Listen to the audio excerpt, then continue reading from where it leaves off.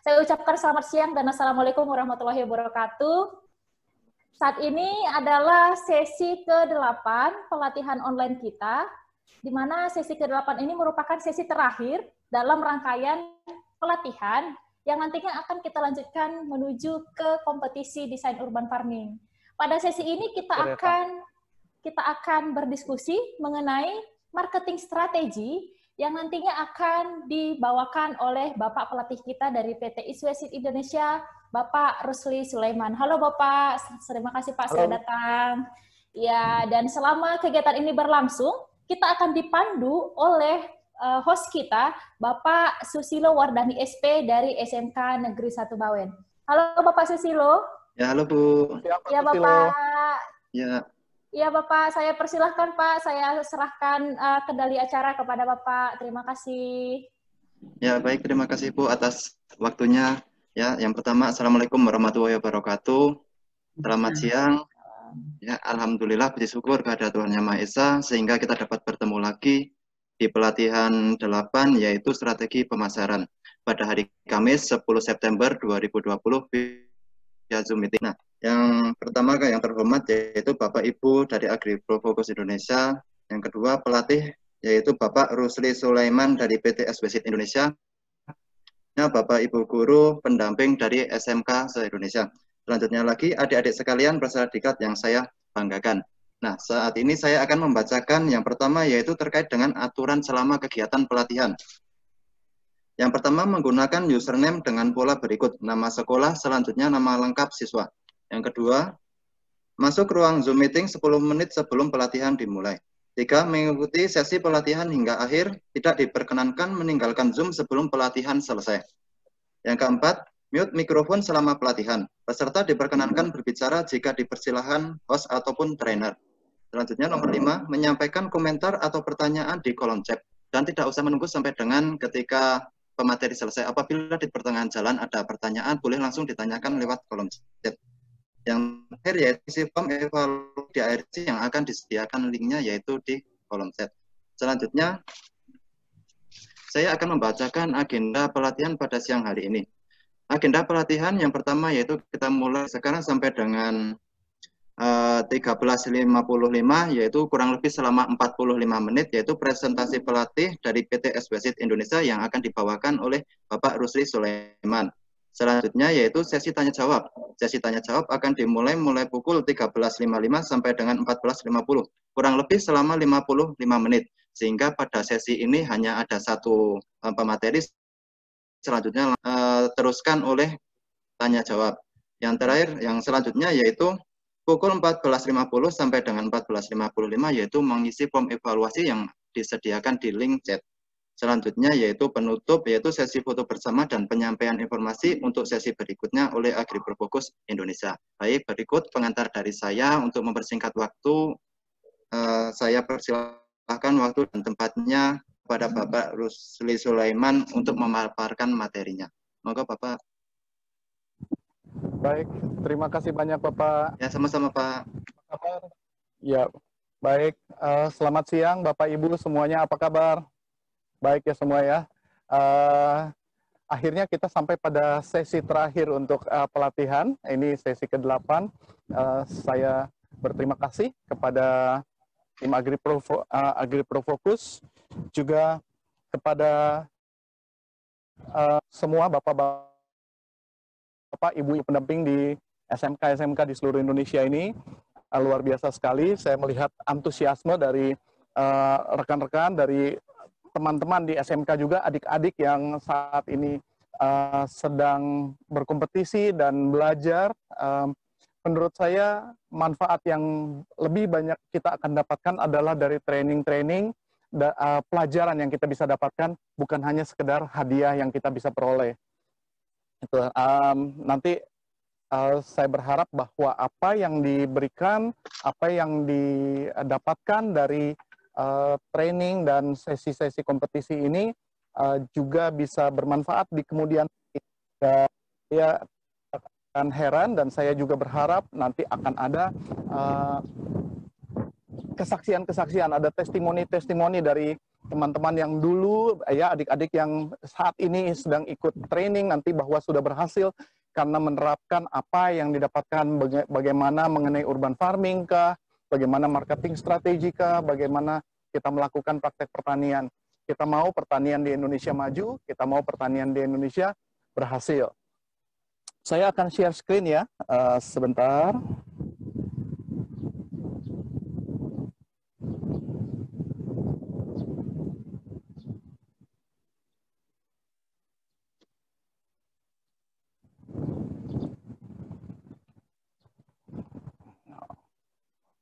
Oke, sudah nampak ya share screen saya, kasih jempol.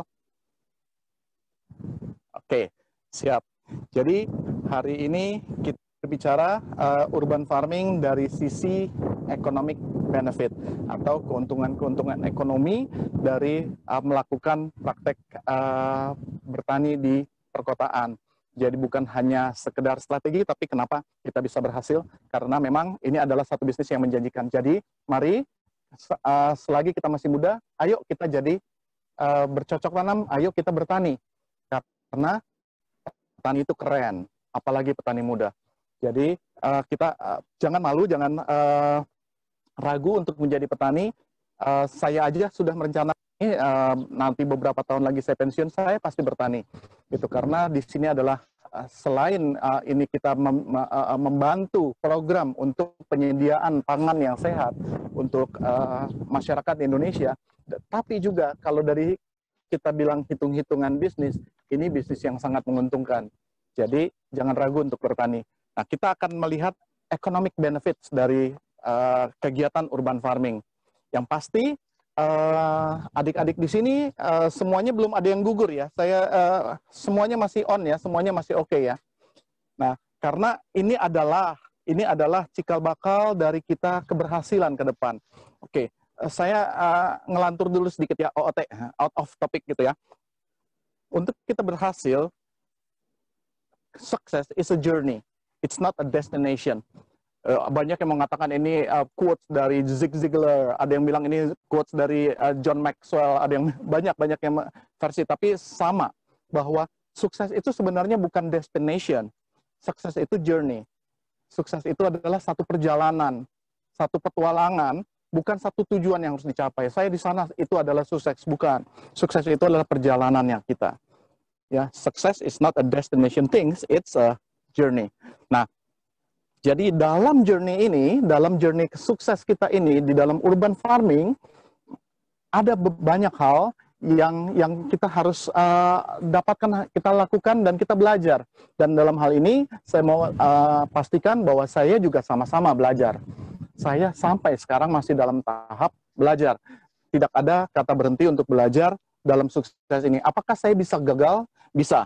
Ya, karena sukses itu, kita untuk bisa sukses ada beberapa hal. Ini ada 3 poin yang saya mau berikan stress. Keep on trying, terus berusaha. Never quit and failing forward. Apa itu? Tahu nggak perbedaan antara orang sukses dan orang gagal? Yang pasti orang sukses itu mengalami kegagalan yang lebih banyak daripada orang gagal. Jumlah kegagalan orang sukses itu lebih banyak daripada jumlah kegagalan orang gagal. Tetapi perbedaan antara orang sukses dan orang gagal adalah orang sukses itu bangkit 1 kali lebih banyak dari jumlah kegagalannya. Kalau kita berangkat masih bisa bangkit 1 kali lebih banyak dari jumlah kegagalan kita, maka kita sukses. Percayalah, ya. Ada cerita, mungkin pernah dengar cerita seorang anggota dari angkatan bersenjata di Amerika, Kolonel Harlan Sanders gitu ya. Setelah dia pensiun, dia kemudian bingung mencari bisnis apa ya. Dia bisnis jatuh terus-terusan. Sampai akhirnya dia punya satu resep masakan, yaitu ayam goreng dari ibunya yang diwariskan sejak dia masih kecil yang dia suka. Dengan resep ini, dia tawarkan resep ini ke rumah makan untuk bekerja sama dengan dia. Dia ditertawakan, dia ditolak, dia diusir, dan seterusnya itu terjadi. Berapa kali dia mengalami kegagalan itu? Kira-kira 1000 kali katanya. 1000 kali ditolak oleh 1000 restoran. dia mencoba terus. Dan karena dia mencoba terus, saat ini ayam goreng itu menjadi ayam goreng nomor 1 di dunia. Nah, namanya Chicken. Colonel Sanders yang sukses di usia 73 tahun mengembangkan ratusan ribu restoran cepat saji yang namanya Kentucky Fried Chicken atau KFC. Semua pasti pernah makan di sana ya. Oke. Ditolak sekian banyak kali lebih. Kemudian mungkin pernah tahu ceritanya Ray Kroc? Ada yang tahu gak Ray Kroc? Nah, Ray Kroc ini adalah seorang yang visioner. Dia memiliki visi untuk memiliki bisnis yang mengandalkan sistem, bukan mengandalkan produk yang bisa diduplikasi yang sama. Dan kemudian bagaimana modalnya dia untuk memulai bisnis seperti ini? Dia membeli satu perusahaan yang tidak terlalu maju, satu restoran dari 2 orang bersaudara, Dick McDonald, satu lagi siapa ya? Saya lupa, Stanley McDonald atau siapa. Mereka bersaudara, 2 bersaudara ini dibeli oleh Ray Kroc. Kemudian Ray Kroc maju ke Senat Amerika untuk mengajukan sistem yang dia mau menjual sistem pemasarannya, bukan menjual produknya tapi sistemnya. Itu yang kita kenal dengan nama sistem franchise. Nah, berkali-kali di Senat Amerika ini ditolak, usulan ini ditolak, sampai akhirnya dia menang dengan selisih suara 3 suara saja. Ada masalah? Oke, saya lanjutkan ya. Nah, akhirnya dia menang di Senat, dan akhirnya proposal bisnis, proposal bentuk usaha baru ini disetujui oleh Senat. Sehingga muncullah jenis usaha yang namanya franchise. Bapak franchise dunia, itu Ray Kroc, ya. Dan saat ini kita bisa menikmati bentuk franchise. Itu awalnya dari McDonald's, restoran McDonald's yang diawali oleh Ray Kroc yang tidak berhenti berusaha walaupun dia gagal berkali-kali di Senat. Ya kira-kira seperti itu. Ada satu quote yang saya mau munculkan, ini terakhir. Ini Thomas Alva Edison mengatakan, "Saya tidak pernah gagal. Saya hanya menemukan 10.000 cara yang tidak tepat. Salah terus, tapi bangkit lagi. Kalau kita bangkit 1 kali lebih banyak dari jumlah kegagalan kita, kita sukses." Udah ya, saya jadi motivator ini. Oke, kita lanjut back to business ya, balik ke masalah urban farming. Oke, jadi usahakan, satu poin yang tadi yang terakhir adalah failing forward. Apa itu namanya failing forward? Failing forward adalah jatuh ke depan. Kalau kita gagal, kita jatuh, nggak apa-apa. Pastikan kita jatuh, tapi jatuhnya ke depan. Kita bangkit lagi, kita sudah selangkah lebih maju. Jatuh ke depan, failing forward. Oke, kita akan bicara masalah keuntungan ekonomi dan marketing strategi dari urban farming. Saya review sedikit ya, materi yang minggu pertama yang mungkin sudah dilupakan karena masih kita baru awal, mungkin masih kurang menarik ya. Saya senang tapi respons dari ini saya bacain loh satu-satu yang dilaporkan oleh Mbak Lili ya dari AgriProFocus. Oh ternyata mereka menguasai materinya seperti ini, pembicaranya menarik dan seterusnya. Dan itu saya senang sekali karena positif semua. Apa karena takut kalau kasih komen negatif nanti kalah ya kompetisinya? Enggak, saya harap betul-betul tulus ya bahwa materi-materi yang dibawakan menarik dan bisa memberikan manfaat buat kita semua. Itu harapan saya. Oke. Kita akan review sedikit apa yang terakhir kita rekan ya, bahwa di Indonesia 53% penduduk itu ada di perkotaan saat ini, 53% ada di perkotaan, dan market opportunity terbesar itu salah satunya adalah di bidang pertanian dan perikanan. Jadi ini hal yang menarik. Nah, tahun 2030 diprediksi bahwa penduduk di perkotaan, urban, itu menjadi 71% di Indonesia. Dan perputaran market opportunity itu yang terbesar tadi salah satunya di agriculture and fisheries itu menjadi 1,8 triliun, hampir bertumbuh 4 kali lipat dari saat ini. Jadi di sini ada peluang yang besar sekali di sektor pertanian di perkotaan. Gitu ya. Oke. Singkat aja, nah ini pandemi, kita tahu lagi pandemi ini memboost sangat kencang sekali gerakan urban farming. Ya. Ini blessing in disguise. Kita berharap pandemi segera berakhir, tapi setelah pandemi berakhir, virus urban farming ini tetap harus ada. Virus COVID-19 harus musnah, tapi virus urban farming tetap berjalan. Ini yang saya harapkan kita bisa pertahankan semangatnya. Nah, jadi satu hal, poin kedua kalau kita lihat di slide, the awareness of healthy living behavior and healthy food consumption and of vegetables and fruit encourage the massive growth of urban farming movement. Jadi, ini kesempatan kita. Saat ini orang mulai sadar, hidup sehat, hidup makan yang berkualitas, kurangi karbohidrat, konsumsi sayuran, konsumsi buah, gizi seimbang, dan seterusnya. Perangi stunting. Ini adalah semuanya kalau kita bicara adalah benar-benar gerakan yang positif, tetapi di sisi lain dari itu adalah ini kesempatan, ini peluang. Orang pada mau konsumsi ini, orang mau pada belanja di sini. Di healthy food, vegetables, fruit, dan seterusnya. Ayo, kita bisa berbisnis di urban farming ini, pasti bisa berhasil. Oke? Asal jangan menyerah ya tadi ya. Oke. Urban farming, ini waktu itu saya akhiri presentasi saya di sini.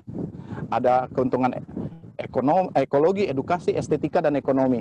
Banyak manfaat yang kita bisa peroleh, tapi hari ini yang tiga, yang ekologi, edukasi, estetika, itu ada sesi sendiri kalau mau, masing-masing seharian lagi gitu ya, 8 sesi lagi nanti. Nggak bercanda, tapi kita akan fokus di keuntungan ekonomi. Ya, urban farming adalah konsep memindahkan pertanian konvensional ke perkotaan. Nah, keuntungan ekonomi, kita akan fokus di sana. Sebelumnya saya kasih pengantar dulu. Urban farming ini mempunyai kampanye untuk mengenalkan kembali kepada masyarakat kota tentang pertanian dan peningkatan konsumsi sayuran dan buah. Ini yang harus ditularkan sejak dini. Ini kita lakukan. Ya, PT East West Seed Indonesia melakukan hal ini secara masif di mana-mana. Ini salah satu foto yang saya ambil ini adalah di Bandar Lampung. Kita ada kegiatan urban farming untuk anak-anak kecil. Ya, mereka harus berani kotor dan mereka senang sekali. Oke, satu hal lagi, urban farming akan memutus rentang suplai sayuran yang terlalu jauh dari pedesaan, sehingga pada akhirnya dapat berperan dalam peningkatan konsumsi sayur segar di perkotaan. Ya. Banyak sekali orang-orang kota yang sudah sangat moderat dan memperhatikan kesehatan. Mereka menginginkan sayur yang tidak terlalu jauh asalnya, tetap segar, bukan karena input kimia, tapi organik, dan itu mereka bisa lebih percaya kepada teman-teman atau tetangga mereka yang menanam, menjual, lebih terpercaya daripada dari sayuran yang mereka tidak tahu asal-usulnya dari mana. Kira-kira itu. Ini adalah potensi yang kita bisa dapatkan. Urban farming juga akan mengurangi emisi karbon, ya. Waktu itu kita sudah belajar. Kalau ini didekatkan ke kota, maka emisi gas buang dari kendaraan pengangkut, ekspedisi yang mengangkut sayuran itu kita bisa kurangi. Oke, jadi ini sedikit sejarah eWindow. Kenapa saya bilang gerakannya masif? Karena di tahun 2014 kita mulai gerakan ini, paling kita melibatkan 200 petani di Jabodetabek dengan melibatkan satu modern channel toko Trubus. Ya, tapi saat ini kita sudah bekerja sama dengan lebih dari 25.000 petani urban di seluruh Indonesia. Ya, dan kita sudah ada di mana-mana di lebih dari 6 modern channel, ya, dari Superindo, Toko Trubus, S-Hardware, Alfamidi, Range Market, Hypermart, dan seterusnya. Nah, kenapa ini penting? Penting buat kami bukan hanya dalam rangka supaya benih yang dipasarkan laku, tidak, tetapi ini mendekatkan benih kepada masyarakat perkotaan supaya mereka mudah mendapatkan benih sehingga mereka bisa melakukan aktivitas urban farming tanpa harus bagaimana mereka mendapatkan benih. Kita mencoba mendekatkan kepada masyarakat. Mungkin masyarakat di perkotaan banyak yang gaya hidupnya lebih moderat, lebih modern, mereka agak enggan pergi ke pasar basah, kita dekatkan produknya. Kalau gitu jangan cari di toko pertanian di pasar itu deh gitu. Silahkan cari saja di mall ya, di S-Hardware ada gitu misalnya. Nah ini langkah-langkah kita untuk mendekatkan produk itu ke pengguna di perkotaan. Nah, implementasi urban farming waktu itu sudah dibahas panjang lebar oleh Mas Fatur, Pak Fatur. Kalau ingat ya, kita ada microgreens, ada gang sempit, ada di rooftop, di pekarangan dan seterusnya. Nah, ini adalah cikal bakal nanti bisnis atau marketing strategi yang kita terapkan di urban farming. Oke, manfaat urban farming ini yang tadi ya, yang 4E tadi itu manfaat kesehatan gitu ya, sehat jasmani, sehat rohani gitu ya, bukan hanya sehat, wah ini jadi beraktivitas, berkeringat, menyehatkan tubuh, tetapi urban farming juga membawa kesehatan spiritual dan mental. Dan itu manfaatnya, makanya sering dikatakan bahwa manfaat kita beraktivitas urban farming lebih baik dibandingkan dengan kita pergi ke gym. Kalau di gym hanya mendapatkan secara fisikal saja, tapi kalau di urban farming mendapatkan mental and spiritual as well. Oke, fun learning ya, cara belajar yang menarik ya, dan juga menimbulkan guyup ya, interaksi sosial ya teman-teman. Di Jawa saya sering di Jawa Tengah atau Jawa Timur kalau saya pergi saya sering mengatakan interaksi sosial ini istilahnya di sana ada yang bagus gitu ya. Ayo nandur, nambah sedulur gitu ya. Kita menanam, kita tambah saudara. Itu interaksi sosial. Dan kita juga mendapatkan nutrisi sehat, dan terakhir adalah mendapatkan manfaat ekonomi. Manfaat ekonomi yang paling sederhana apa? Yang paling sederhana, urban farming dapat menjadi sumber penghasilan tambahan untuk keluarga. Atau seenggak-enggaknya membuat rumah tangga dapat berhemat untuk pengeluaran sehari-hari. Ya, itu yang paling minimal. Ya, ada hashtag yang ada moto yang saya suka sampaikan. Kalau nggak bisa jual, nggak perlu beli. Kalau tidak bisa menjual, setidaknya tidak perlu membeli. Ya, kita punya dapur sendiri di pekarangan kita.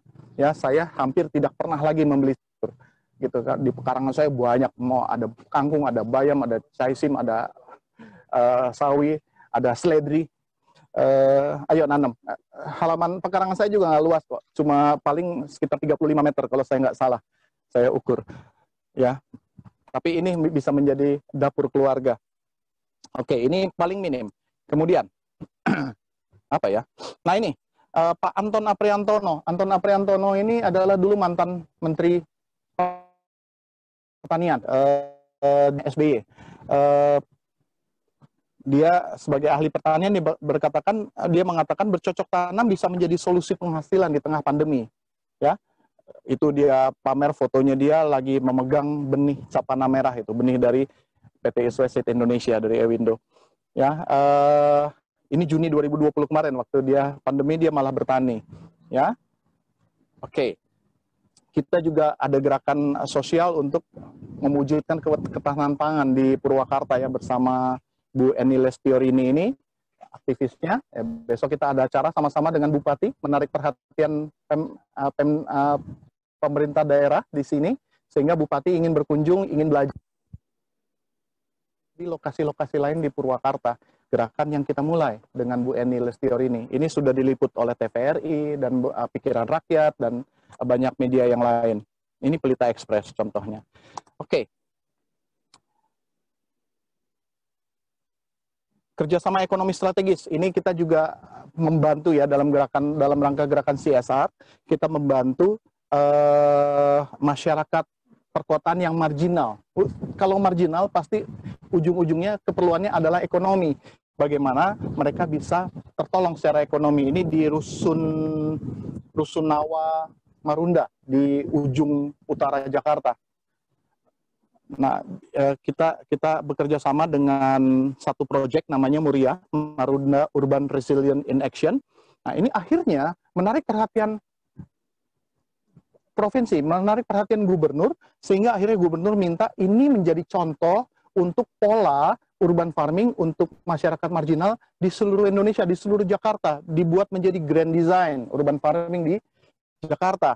Ya, akhirnya banyak studi negara sahabat malah yang datang ke Jakarta minta ke kita untuk bisa belajar dari studi kasus di Marunda.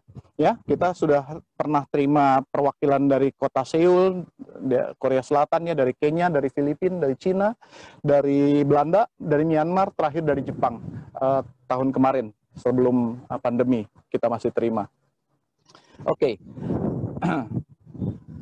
Itu ada, kalau dilihat itu ada Pak Fatur tuh di paling kanan nih ya, salah satu trainernya kita ya. Oke. Oke. Lanjut ya. Saya mau coba kita hitung-hitungan. Sejelek-jeleknya apa sih yang kita bisa peroleh kalau kita bercocok tanam di pekarangan kita, ya. Ini saya mau nggak mau karena kita mau mencoba berhitung, artinya saya harus mengambil satu contoh angka patokan. Seandainya kita punya pekarangan luasnya 20 meter persegi, ya, katakanlah 3 kali 6 meter gitu misalnya ya, atau 4 kali 5 meter gitu. Ada 20 meter persegi lahan di pekarangan kita, tentu tidak semuanya bisa ditanami, katakanlah area yang sekitar 70%-nya, sekitar 14-15 meter persegi, ya. Oke, coba saya mau tanya kira-kira ada yang tahu boleh kan bisa gak? Ya kalau misalnya bisa difasilitasi. Saya mau tanya kira-kira dari setiap meter persegi lahan, dari setiap meter persegi tanah, kalau kita menanam sayuran chaisim atau sayuran pakcoy, ada berapa jumlah populasinya? Ada yang bisa jawab? Saya kasih hadiah deh. Yang bisa jawab saya kasih hadiah khusus nanti, souvenir dari Urban Farming East West, ya, dan benih tentunya. Ada yang bisa jawab? Boleh ya, Bu Lili ya, Mbak Lili, Pak Susilo. Ya, silahkan Bapak. Silakan. Ada yang mau coba? Ya, siswa-siswi silahkan raise hand atau komen atau langsung unmute juga boleh. Yang tahu, dari 1 meter persegi lahan, kalau kita tanami chaisim, populasinya berapa? Ada? Ya, silakan. Salah nggak dihukum, benar dapat souvenir. Nggak mengurangi nilai nih, saya pastikan nggak mengurangi nilai penjurian. Nggak ada ya? Belum ada, Pak. Belum ada ya? Balas di chat kalau misalnya bisa. Saya masih rahasiakan, nanti bisa dihitung sendiri, boleh jawab di chat juga kalau mau. Nah, dari 15 meter persegi lahan, kalau kita tanami tanaman sayur, katakanlah kita akan memiliki kira-kira 375 populasi tanaman sayur, ya, dengan siklus penanaman kira-kira 35 hari. Nah, untuk memulai usaha ini pasti kita perlu modal awal. Modal awal ini sih katakanlah kita perlu beli sekop gitu ya, perlu beli tray, perlu beli gembor buat nyiram dan sebagainya yang kecil-kecil ya. Nah, itu katakanlah ini kan cuma sekali belanjanya nih, yang 200.000 ini cuma sekali, akan dipakai berulang-ulang. Tetapi biaya produksi yang kita lihat, kita perlu benih, kita perlu media tanam, kita perlu pupuk, dan kita perlu pestisida organik. Kan organik kalau misalnya nggak usah dibeli, kita buat. Nanti kemarin sudah diajarin harusnya ya di waktu penerangan HPT oleh Pak Arga ya, tentang pestisida nabati. Kalau mau tahu lebih jauh nanti saya bisa ulas sedikit, ujung banget nanti ya. Pak Astannya jawab kalau ada yang nanya aja. Oke, nah kalau kita bisa lihat dari sini, dari biaya produksi ini, yang paling murah pasti adalah benih. Benih itu paling murah, isinya banyak, tapi hasil paling murah, tapi paling penting dalam menentukan hasil panen yang baik. Jadi jangan bermain-main dengan benih. Beli benih yang unggul, yang pasti-pasti aja, cap panah merah. Oke, promosi sedikit. Oke, ya, kita akan membutuhkan total biaya awal kira-kira 400.000, ya, untuk mengusahakan area seluas 20 meter persegi. Ya, untuk menghasilkan populasi 375 tanaman chaisim atau pakcoy. Nah, apa yang terjadi kemudian? 375 populasi. Nah, satu lagi nih pertanyaan berikutnya nih kalau belum ada yang jawab. Pertanyaan berikutnya. Ya, dalam 1 kilogram sayuran chaisim atau pakcoy itu terdiri ini dari berapa tanaman? 1 kilo yang sehat itu ada berapa tanamannya? Ada berapa batang pohonnya? Ya, saya jadi nggak ngasih tahu nih ya. Oke, tetapi dari 375 populasi itu akan menghasilkan kira-kira 60 kilogram pakcoy. Kalau kita jual harganya 5.000 rupiah per kilogram, maka kita akan mendapatkan revenue kira-kira 900.000 rupiah. Revenue. Dipotong biaya fix, jadi 700.000. Dipotong biaya awal 200.000, maka kita masih dapat keuntungan sekitar 500.000 rupiah dalam 35 hari. Nah, ini kira-kira awalnya seperti ini. Ya, sudah menguntungkan, lumayan buat nambah-nambah uang jajan ya. Kalau untuk keluarga-keluarga miskin sangat menolong. 500.000 dalam 1 bulan, bandingkan dengan BLT, bantuan langsung tunai dulu yang diberikan 3 bulan sekali, dirapelkan ya, sebesar 100.000 per bulan. 3 bulan 300.000. Ini sebulan dapat 500.000 dengan bercocok tanam. Sudah lebih menguntungkan, sudah lebih besar daripada bantuan langsung tunai. Mendingan ngusahain lahan 20 meter.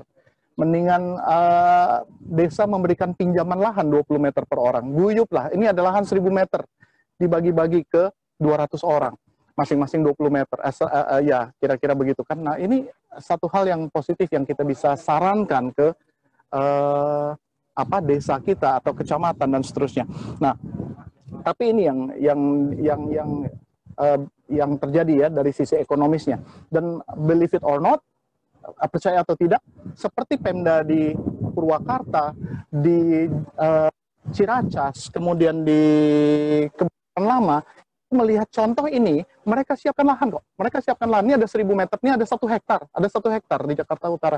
Siapa, Pak, di data aja Pak, namanya siapa, segala macam, kita akan berikan pembimbingan. Mereka bisa mendapatkan keuntungan bisnis, usaha dari usaha ini, urban farming. Nah, ini baru tahap awal, level 1, beginner, ya, masih level beginner. Dapatkan hasil ini, dapat sayur, jual.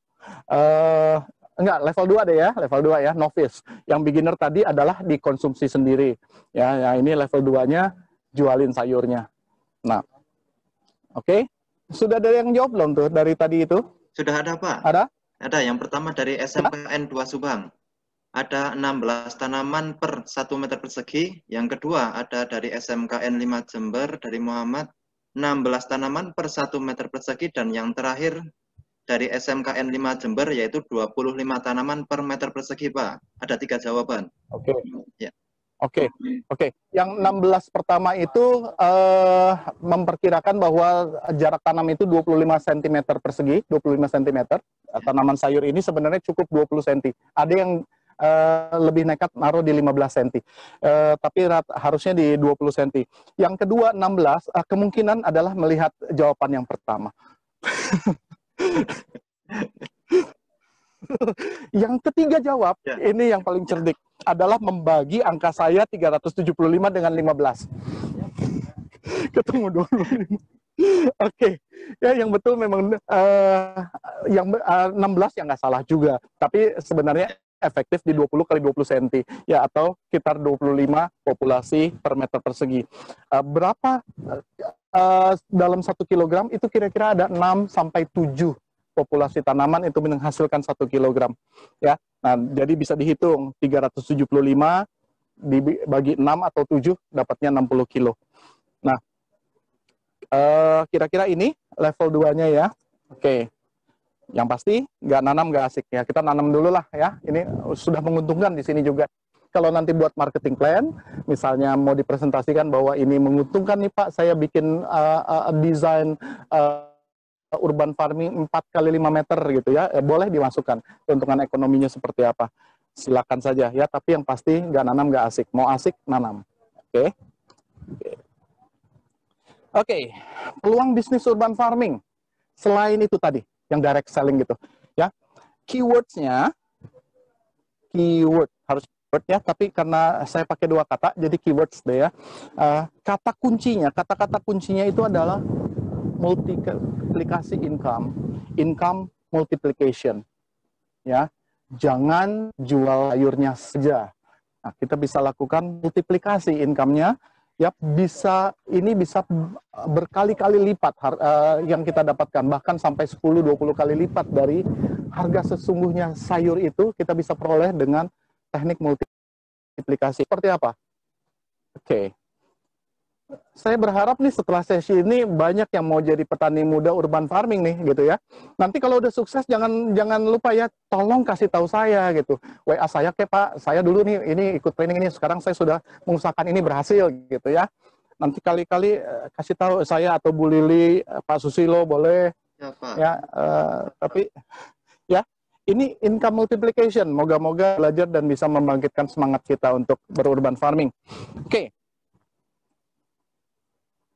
Banyak caranya. Mungkin belum semua nih yang saya tuliskan di sini. Makanan kemasan, paket diet sayuran, penghijauan lingkungan kerja, tanaman dalam pot, bibit semayam, tanaman berbuah, agrowisata, sayuran langsung petik ya misalnya, konsumsi pribadi, penghematan tadi, paket pelatihan edukasi berbayar. Banyak sekali bisnis dari urban farming yang bisa dibangkitkan. Macam-macam. Silakan idenya, bikin ide gila apapun untuk menghasilkan keuntungan. Ya, nggak apa-apa ya. Kita bicara halal, ya kita menolong orang sambil memperoleh penghasilan, itu satu hal yang mulia menurut saya. Jadi jangan ragu-ragu, kita berpikir untung boleh gak sih berpikir untung boleh, kan ya nggak boleh riba gitu ya, kita nggak menggunakan ini tapi kita menjual kembali dan mengusahakan mengolah ya pasca panennya. Jadi ini bagaimana kita bisa menguntungkan. Oke. Nah ini contoh-contoh bisnis agrowisata, ini rekan-rekan kita semua itu satu ya, ini contoh-contoh aja, contoh sukses story. Saya lebih banyak nanti nggak pakai grafik soalnya, nggak pakai gambar ya, saya akan lebih banyak kita bicara teori. Tapi ini contoh-contoh bisnis kuliner dan bisnis agrowisata lah sebagai contohnya. Oke, kita lihat. Paket makanan kemasan diet sayuran. Oke. Kalau kita menjual sayuran ini ke pasar atau kita dengan harga pasar standar, kita tahu kita memperoleh kangkung sekilo, bukan seikat ya, saya bilang sekilo ya, sekilo itu bisa 3 ikat kali ya, itu harganya sekitar 10-15 ribu di pasar, ya seikat kangkung 5.000 perak gitu. Nah ini sekilo 15 ribu. Coba lihat. Apa di kompleks saya itu orang bagiin brosur selebaran mereka menyediakan sayuran organik, menyiapkan hidroponik, menyiapkan sayuran-sayuran sehat, dibilangnya non pesticide walaupun ditanam tidak secara organik tapi non pesticide at least nggak ada pestisida kimia. Itu mereka jual dengan harga mahal dan bilangnya saya beli dulu ya, kita beli, orang beli gitu ya, mahal. Pakcoy dijual per 250 gram, harga 10.000. Dibeli gak? Dibeli. Murah ya pakcoy 250, cuma 10.000. 250 gram men. Artinya sekilonya kan 40.000. Ya di pasar basah kan cuma 15.000, 10.000, 15.000 sekilo. Tapi ini bisa 3 kali lipat loh harganya. Kita lihat sini contoh nih, apa kangkung? Kangkung hidroponik organik dibilangnya. Kangkung hidroponik, kangkung organik. By the way, selama ini yang saya tahu namanya hidroponik, nggak organik, ya jangan ketipu. Karena sayuran hidroponik biasanya, bukan biasanya, hampir selalu menggunakan media yang nutrisi yang namanya AB mix, which is fully chemical, ya. Jadi mestinya hidroponik nggak organik, tapi mungkin bisa disebut kangkung hidroponik non pesticide ya, bebas pestisida dan kimia, ya itu boleh. Nah, tapi ini dijual berapa itu harganya? 5.000. 200 gram, tapi itu ada informasi produk tuh, berat 200 gram. Artinya sekilo 5 kali lipat ya, 25.000 ya. Betul ya? Daun selada, 50 gram, 5.000. Sekilonya berapa itu berarti? Hitung cepat. 100.000 ya? 100.000 loh sekilo, 20 kali lipat. Bisa ya jual selada 100.000 per kilo? Bisa. Ya, dengan apa sih yang dikemas, dipokin, atau divakum, beli mesin vakum 300.000, kita bisa vakum, harganya jadi mahal, gitu ya. Dari harga selada ini harusnya 1 kilonya 15.000, bisa dijual jadi 1 kilonya 100.000. 6 kali lipat. 6 kali lipat. Lihat nih, bayam merah 200 gram 10.000. Artinya sekilonya berapa? 50.000 ya, 5 kali lipat. 50.000. 11.700 pakcoy per Di bawahnya tuh 200 gram, 5 kali lipat. Jadi ternyata dengan kita mengubah bentuk dari sayuran segar kita ikat, kita karungin, kita jual dengan harga 10.000, 15.000 per kilo, kita bisa menjual jadi 100.000, 50 sampai 100.000 per kilo dengan dikemas, nambahin kemasan plastik aja. Ini satu teknik bagaimana kita meningkatkan nilai dari produk kita. Dan orang percaya, kenapa? Karena ini yang nanam tetangga saya. Rumahnya di sini, dia tanam secara organik, kita percaya gitu. Kalau di pasar kita nggak tahu ini kangkung udah berapa kali tumbuh ya, wah ini kadar kadar karsinogennya meningkat terus nih. Kalau kangkung tiap tanam dipotong, nunggu lagi, potong lagi, tunggu lagi 10 kali aja, itu resiko kankernya tinggi loh ya. Kalau saya sarankan Bapak Ibu adik-adik kalau mau belanja kangkung di pasar, cari yang kangkung cabut, bukan kangkung potong. Kangkung cabut berarti dia tidak ditumbuhkan kembali. Itu tips aja ya. Karena kadar apa ya? Saya lupa dengan semakin dipotong gitu ya, batangnya makin gede dan tingkat zat karsinogennya makin tinggi. Ini caranya, kalau kita punya sedikit ya jual aja apanya. Hari ini siap nih, minggu depan ready gitu ya. Kita kirimin bentuk WhatsApp di WhatsApp grup kelurahan gitu ya, ke tetangga, atau juga bisa bikin selebaran fotokopi, disebarin ke rumah-rumah, masukin ke kotak, masih ada ya kotak pos, udah nggak ada kayaknya ya. Ya pokoknya masukin ke rumah seperti itu. Oke. Tapi gimana? Lebih bisa kita, kalau misalnya, wah saya produknya banyak Pak, dan saya nggak mau nganter satu-satu. Oke?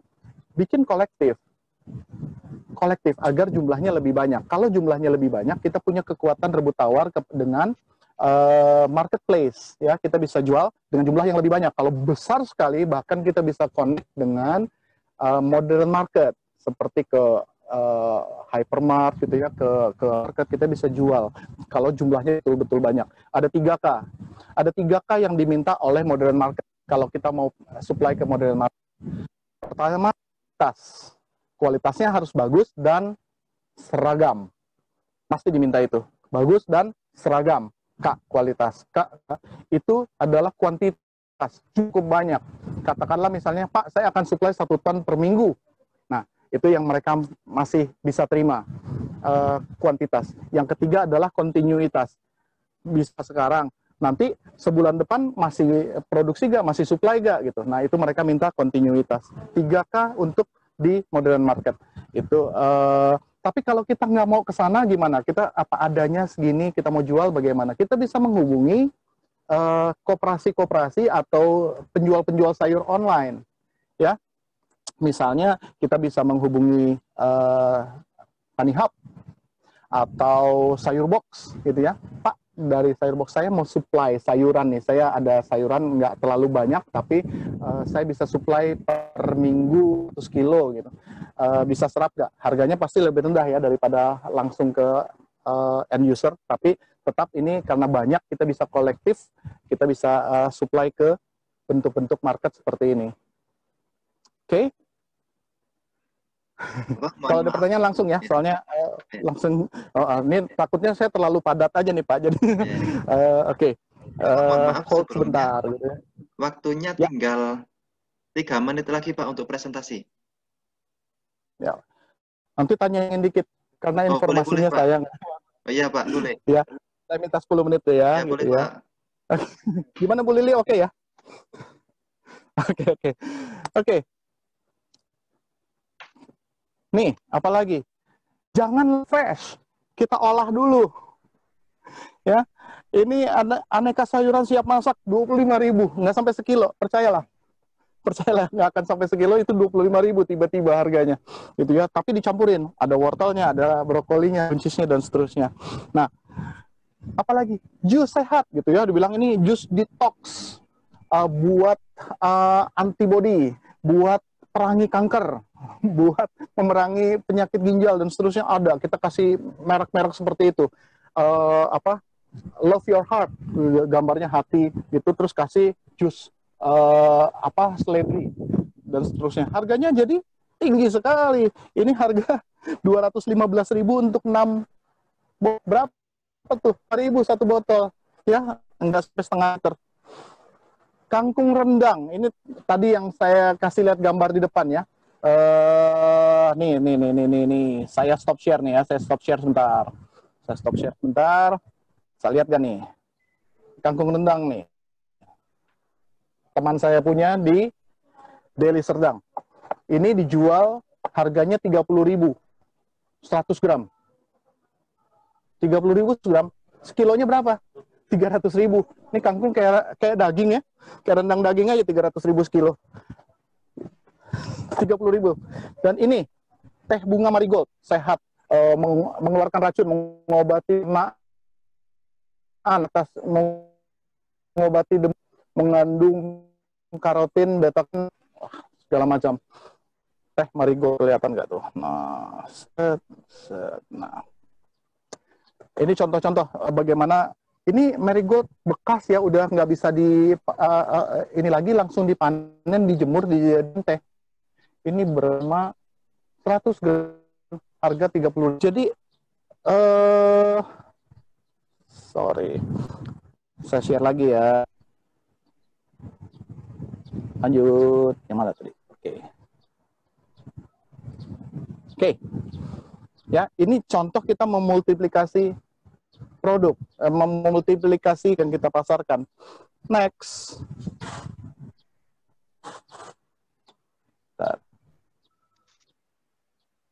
Oke. Microgreen.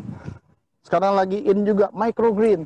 Microgreen, kita buat juga di sini. Sebentar lagi saya akan jual kit microgreen. Harganya gila, Lihat nih, 65.000. Microgreen, sayuran yang potensi nilai gizinya kali lipat daripada sayuran dewasa, dijualnya harga 65.000, 100 gram. Sekilonya berapa? 650.000. Oke. Microgreen 638 rupiah sampai 1.238. Oh, per 50 gram tuh. Per gram. Harus memorder 50 gram. Artinya harganya sekitar 1,2 juta per kilo. Gila ya, sayuran juta lebih loh dalam bentuk microgreen. Padahal benihnya segitu juga gitu, satu pouch cukup jadi microgreennya, harganya cuma 15 ribuan lah, dijualnya juta sekilo. Nah, ini contoh ide-ide bagaimana kita memultiplikasi income dari urban farming. Next, tanaman dalam pot. Tanaman dalam pot, bibit semau pun tanaman berbuah. Lihat pohon cabai 5 cm, baru dibenihin 5 cm, dijual harga 6.000. Harga benih cabai itu cuma, kalau kita hitung satu butir itu cuma nggak di bawah 100 rupiah loh. Ya, dengan kita semai sampai umur segini, paling harganya cuma biayanya cuma 300 rupiah, dijual 6.000. Tanaman tomat sayur 21.000 per pohon. Hasilnya berapa banyak sih satu pohon tomat? Paling 3 kilo, 4 kilo. Ya, cabai 35.000. Sudah berbuah katanya, sudah ada cabainya 35.000 harga satu pohon.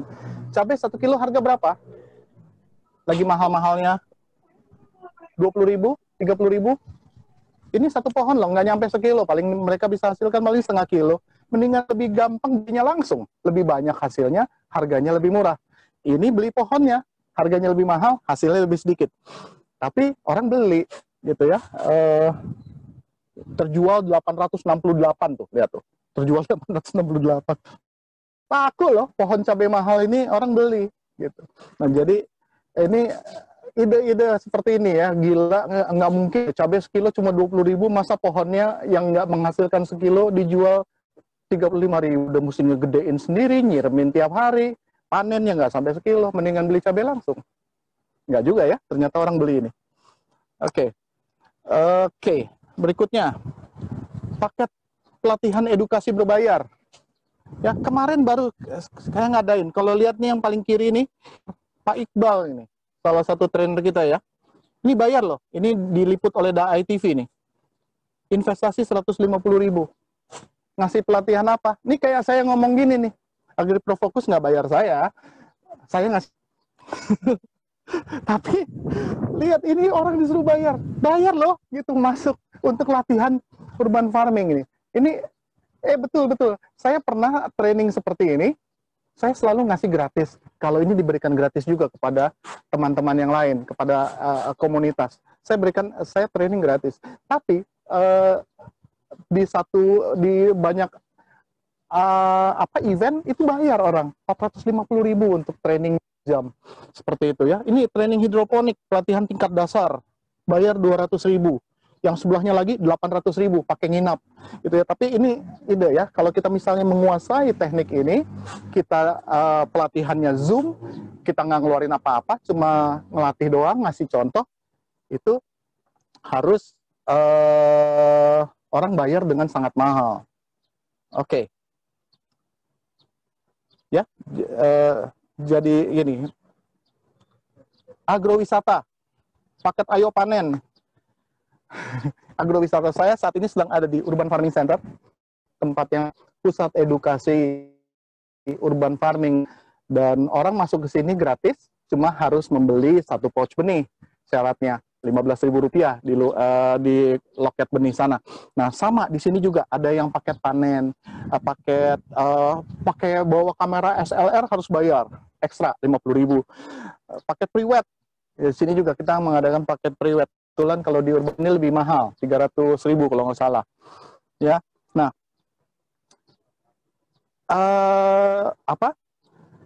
ini kita mengusahakan satu taman stroberi kah, labu madu kah, mereka diminta untuk datang foto-foto, silahkan panen sendiri, nggak dipanenin sama kita, mereka harus usaha sendiri, potong sendiri, cari sendiri, bawa-bawa sendiri, ditimbang, dibayar. Dan dibayarnya karena Anda panen sendiri, Pak, Ibu, karena Bapak, Ibu panen sendiri, maka harganya kita 2 kali lipat dari harga biasa. Loh, kok panen sendiri? Ya, itulah uniknya ya, bisa. Bentar, ada kurang.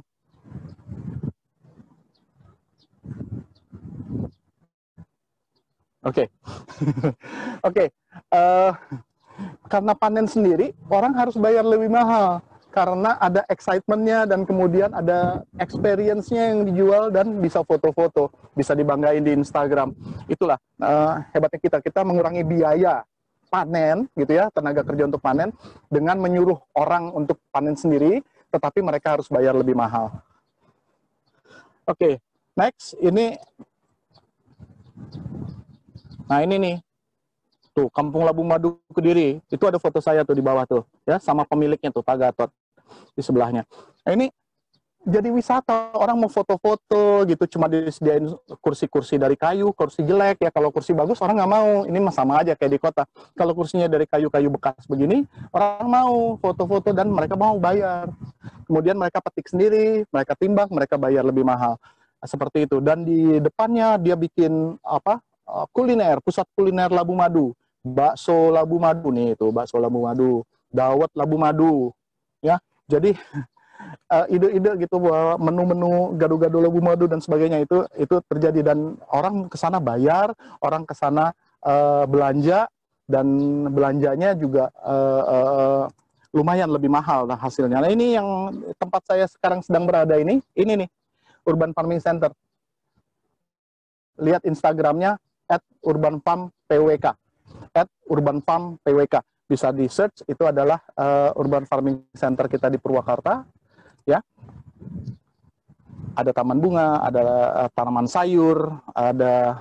Nah, ini kita buat pusat edukasi di sini, akhirnya menarik perhatian dari Pemkab Purwakarta. Ini Bupati Purwakarta datang berkunjung, dan kemudian minta, ayo dong kerjasama sama kabupaten untuk membuat pusat edukasi yang sama level kabupaten di lahan seluas 7 hektar. Saat ini kita sedang garap bersama Ambu Ane, Bupati Purwakarta.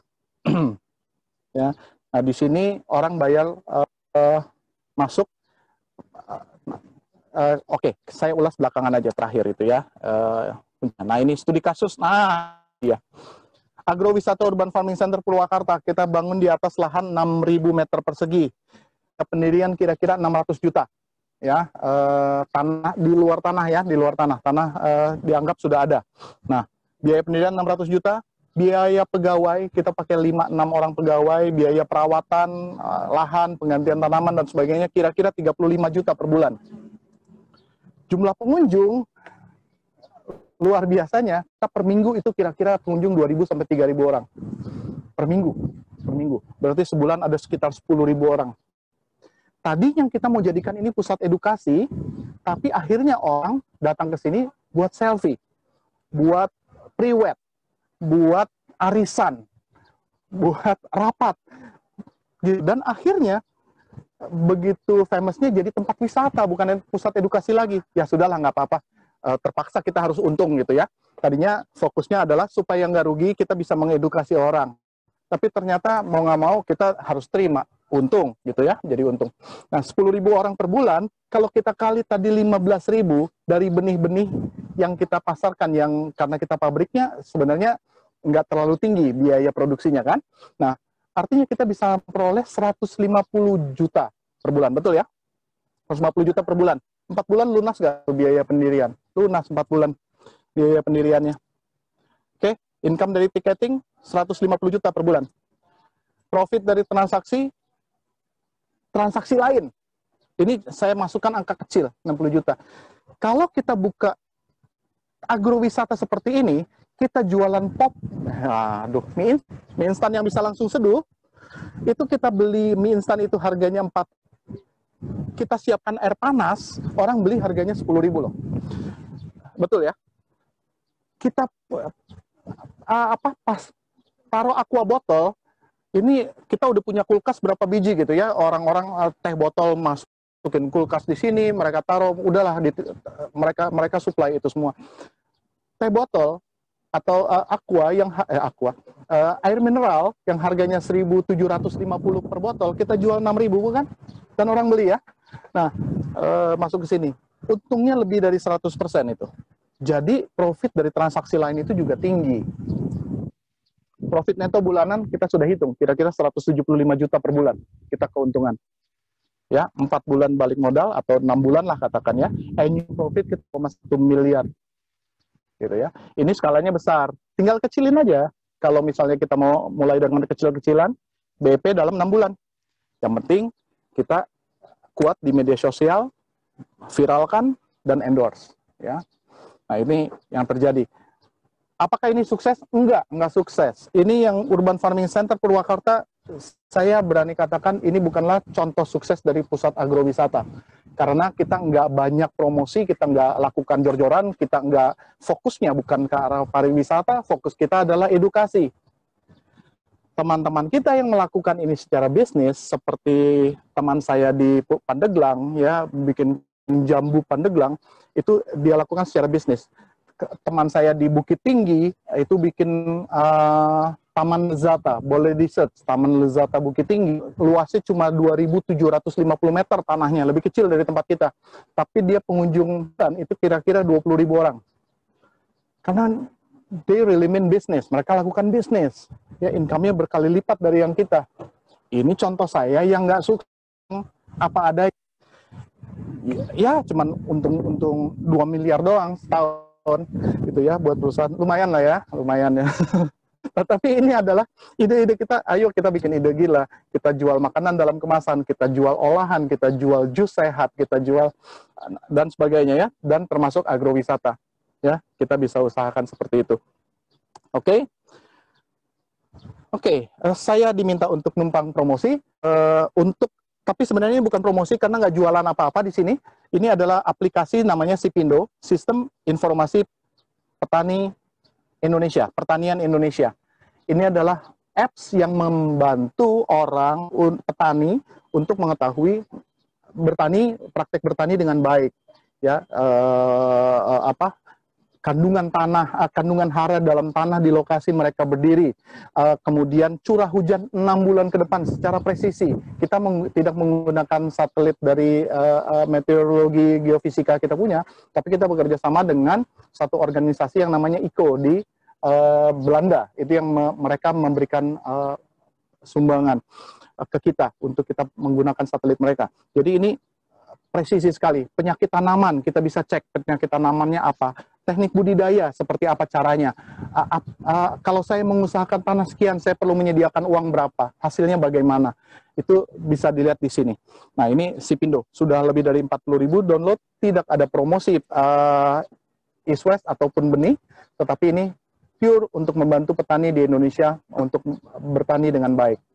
Ya, concern kita adalah petani bisa bertani dengan baik sehingga meningkatkan hasil pertanian.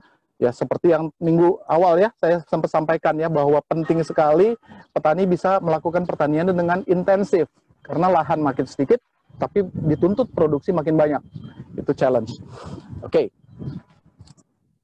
Terakhir, kembali saya katakan semua berawal dari benih. Jangan main-main dengan benih karena benih ini paling murah dalam usaha pertanian tetapi paling menentukan hasil akhir. Oke, untuk itu East West sendiri kita menggelontorkan uang ratusan miliar setiap tahun untuk studi atau riset di bidang benih, breeding. Ini penting untuk menolong petani-petani di seluruh Indonesia.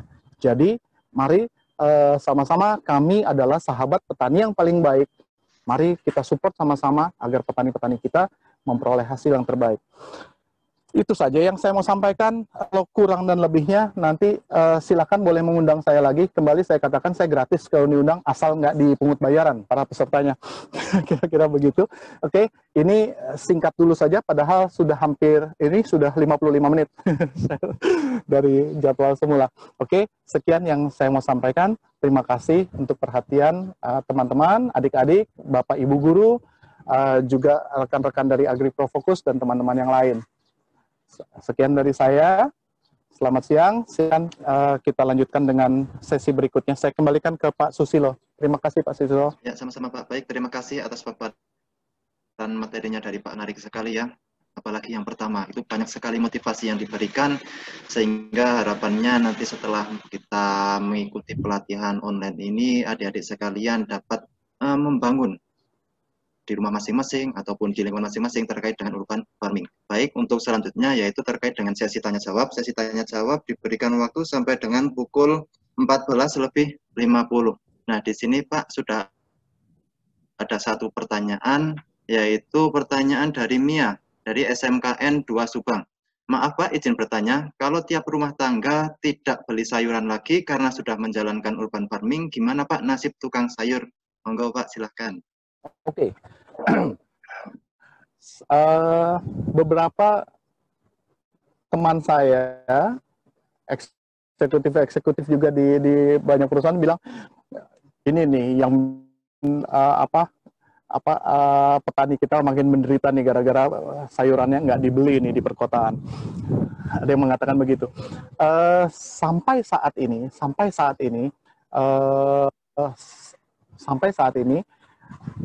nilai ekonomi dari sayuran yang dijual oleh petani perkotaan itu masih sangat sedikit sekali, di bawah 1% dari tingkat konsumsi sayur di seluruh Indonesia. Itu yang pasti. Dan jadi apakah ini mempengaruhi petani di tradisional atau konvensional? Menurut saya sih seharusnya tidak terlalu berefek karena impact-nya belum sampai segitunya gitu ya. Masih di bawah 1%. Ya, saya ada data studinya kalau mau kasih saya kesempatan mencari 15 menit, nggak usah deh ya. Tapi percaya aja, ya masih di bawah 1%. Nah, jadi justru ini kemudian memang karena kebutuhan akan pangan di Indonesia, kalau kita bicara Indonesia, harusnya di dunia juga, peningkatannya lebih tinggi dibandingkan dengan produktivitas yang kita bisa lakukan, yang terjadi. Jadi justru pertanian perkotaan harus membesar untuk menutupi gap ini. Daripada kita makin banyak import, lebih baik kita berdayakan di perkotaan. Kira-kira seperti itu.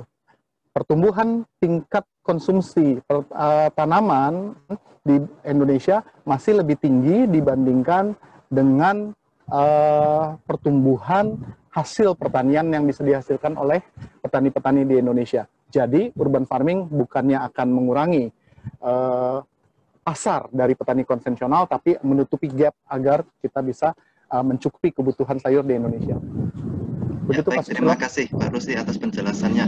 Baik, buat peserta sekalian, apabila ada pertanyaan terkait dengan pemasaran ataupun strategi pemasaran yang sudah dijelaskan oleh Pak Rusli tadi, silahkan langsung menuliskan pertanyaannya di kolom chat. Nah, selanjutnya pertanyaan nomor 2 Pak, dari SMKN 1 Bawen atas nama Yunika. Izin bertanya Pak, saat pandemi seperti ini kan pengunjung berkurang. Nah, bagaimana cara mengatasi hal tersebut agar pemasukan bisa terus ada untuk tempat wisata urban farming tersebut, Pak? Jadi seperti agrowisatanya, bagaimana solusinya gitu, Pak? Ya, pertama, pengunjung bukan hanya berkurang, tapi saat ini urban farming center kami, ya, yang di Purwakarta ini tutup sama sekali sampai akhir tahun kelihatannya, ya, karena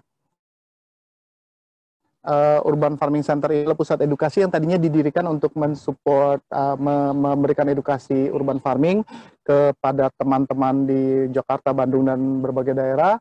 Tapi karena posisi kami adalah bersebelahan persis, cuma dibatasi oleh pagar dan gerbang ke area pabrik kami, pabrik benih. Jadi kami mengambil tindakan untuk meminimalkan risiko, nol risiko adalah menutup sama sekali urban farming center saat ini. Nah, karena begitu ada sesuatu terjadi di urban farming center dari pengunjung, akibatnya pabrik nanti yang bisa ditutup. Gitu. Jadi kita nggak berisiko seperti itu karena memang arahnya ke sana. Jadi kita saat ini memberikan pelatihan ataupun edukasi masih secara online. Dan keuntungan kalau dari saat ini tetap nggak rugi. Kenapa? Di Instagram itu kita lakukan program pengiriman benih dan saprodi gitu ya kepada yang tetap berminat belanja. Jadi dari pembelanjaan kita masih dapat keuntungan. Itu dari sisi kita. Kalau bicaranya yang dimaksudkan adalah Urban Farming Center Purwakarta. Tetapi untuk teman-teman lain yang melakukan bisnis agrowisata sejenis seperti rekan kami di Bandung, ya ada kebun begonia di Bandung, kemudian ada taman kebun jambu di Pandeglang, maupun yang tadi saya katakan Lezata, Taman Lezata di Bukit Tinggi. Betul, mereka terpengaruh secara omset dari sisi agrowisata ini. Jadi memang mereka sangat berharap bahwa pandemi segera berakhir sehingga roda perekonomian mereka di bisnis mereka itu bisa berjalan kembali secara menguntungkan. Tapi apakah rugi? Enggak. Pengunjung sampai saat ini tetap masih datang karena mereka butuh hiburan. Ya, ini yang dari kesaksiannya teman-teman ini, mereka tetap butuh hiburan yang lebih aman. Apa itu hiburan yang lebih aman? Di tempat terbuka, bukan di ruang tertutup seperti di mall ataupun di yang area-area bermain time zone dan sebagainya, itu kan tertutup. Lebih aman terbuka, jadi mereka masih menerima kunjungan yang cukup banyak walaupun tidak sebanyak waktu sebelum pandemi. Begitu kira-kira? Ya, baik, terima kasih Pak jawabannya. Nah, kebetulan belum ada pertanyaan lagi. Boleh nggak nih Pak Rusli? Oh, iya, dari AgriProFokusnya yang nanya. Ya, Pak Rusli, tadi kan menjelaskan tentang hitungan bisnis ya. Dan saya lihat sih sebenarnya Avindo udah nggak perlu branding lagi ya Pak ya. Nah, ini kenapa masih melakukan branding sementara kita sudah melihat untungnya cukup besar nih Pak untuk di divisi-divisi di Avindo sendiri Pak. Ya, oke. Kita berarti berbicara bisnis ya, bukan urban farming nih, bisnis secara umum. Oke. Pertama begini, kalau kita berbicara bisnis itu tidak terlepas dari kompetisi dan kompetitor. Itu pasti terjadi.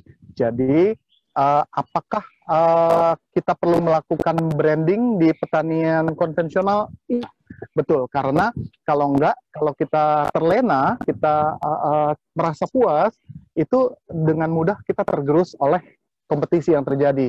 Gitu. Nah, kalau kompetisi ini, kalau saja benar bahwa benih yang diberikan oleh kompetitor ini bagus untuk petani, kalau enggak kan kasihan petaninya. Jadi kita harus terus katakan bahwa ini benih unggul, ini benih yang baik, ini benih yang bagus, ini benih yang bisa menghasilkan keuntungan, kita ayo pakai benih yang ini buat kebaikan si petani tersebut. Nah, itu sehingga kita dalam tingkat dalam jenis persaingan bisnis kita tetap harus lakukan yang namanya promosi atau branding. Tetapi kalau yang dimaksud adalah branding kami di perkotaan, ini hal yang lain karena memang kalau kita bicara cap panah merah di kalangan pertanian konvensional itu sudah tidak asing lagi gitu ya, hampir lebih dari 50% petani sayuran di Indonesia memakai benih cap panah merah. Tapi kalau di perkotaan kita rasanya belum banyak orang yang tahu cap panah merah itu ya benihnya. Sekarang mulai orang mulai ngeh. Tapi itulah memang fungsinya kita melakukan branding di perkotaan. Kemudian dari branding di perkotaan yang kuat, orang-orang bahkan kemudian birokrasi mengenal kita. Seperti tadi yang saya katakan, bupati datang, wali kota Jakarta Selatan, gubernur DKI datang ke site-nya urban farming kita di Marunda, gubernur Jawa Tengah ya Pak Ganjar Pranowo mempromosikan benih cap panah merah. Itu terjadi. Apa yang kemudian efeknya dari sini adalah kemitraan kita dengan birokrasi terjadi, sehingga kemudian dalam setiap kebijakan yang mau diambil oleh birokrat, oleh birokrasi, itu mereka sangat mempertimbangkan pendapat dari kita karena branding kita sudah terkenal. Ya, kemarin ada diskusi dengan Lemhanas dan Kementerian Pertanian. Perusahaan benih yang diundang itu East West Seed Indonesia. Ya, dengan Lemhanas dan Kementan kita diundang untuk diskusi mengenai kebijakan pertanian di 2021 ke depan. Kira-kira seperti itu. Itu pentingnya dari branding. Pertama adalah memang kita secara kompetisi memerlukan itu, dan kedua di perkotaan untuk kita selain edukasi, pengenalan, juga kebutuhan dengan birokrasi. Gitu, Bu Hanim ya? Oke, makasih Pak Rusli. Kembali ke Pak Susilo. Ya, terima kasih Bu. Ya, baik Pak Rusli, di sini sudah ada cukup banyak pertanyaan yang masuk. Saya lanjutkan ya Pak. Jadi pertanyaan nomor 3 Pak, dari SMKN Bank Muhammad Rafi, yaitu izin bertanya Pak, agar hasil produksi kita diterima di supermarket dan mall, hal-hal apa saja yang harus diperhatikan agar bisa diterima dan bersaing di supermarket dan mall Pak? Jadi syarat-syarat apa saja yang harus dipenuhi gitu Pak? Oke. Hebat sekali, ini calon petani besar kelihatan ini teman saya dari Subang Pak, ini. Amin. Ya. By the way, saya udah sering loh ke SMKN 2 Subang ini, beberapa kali saya ke sana. Dan sambutannya luar biasa sekali, saya sangat salut dengan sambutan dari teman-teman di SMKN 2 Subang. Gitu ya, saya dihormatin sepanjang jalan gitu ya, dengan marching band dan seterusnya. Itu luar biasa.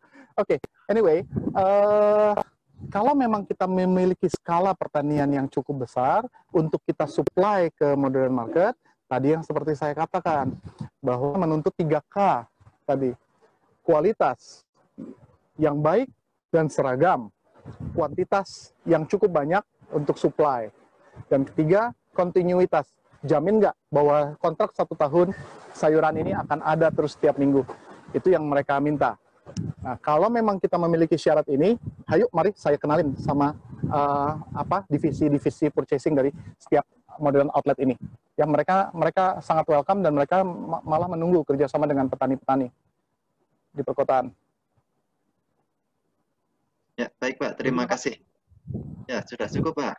Nah, saya lanjutkan ya Pak. Untuk pertanyaan nomor 4, dari Faizi Rohmi, SMKN 2 Batu.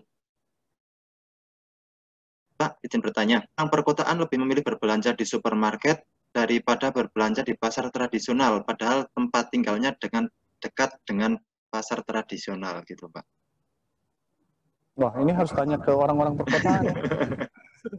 Tetapi ya ini ya pertanyaan yang sangat basic, bahwa orang selalu mencari yang namanya kenyamanan, apalagi dengan kondisi bahwa keuangan menjadi faktor yang tidak terlalu menjadi penentu buat mereka. Itu mereka akan lebih mencari sesuatu yang nyaman, sesuatu yang bersih seperti itu ya, dan nggak berdesak-desakan dan full AC gitu misalnya. Itu pasti, itu otomatis. Kalau harga tidak menjadi sesuatu yang Pareto, tapi kalau harga menjadi sesuatu yang Pareto, mereka cari di pasar tradisional pasti, ya. Apalagi sekarang samalah kita selalu manusia hidup mencari hal-hal yang nyaman.